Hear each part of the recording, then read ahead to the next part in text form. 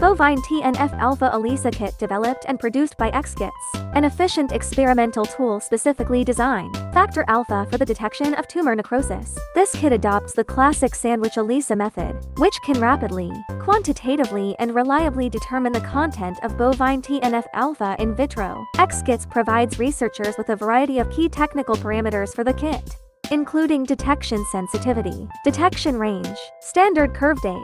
This is followed by the detailed and simple operation steps of this kit. Firstly, prepare the samples and serially diluted standards. Add standards or samples to each well and incubate. After, discard the liquid. Add biotinylated detection antibody working solution, and incubate, then washing the plate 3 times.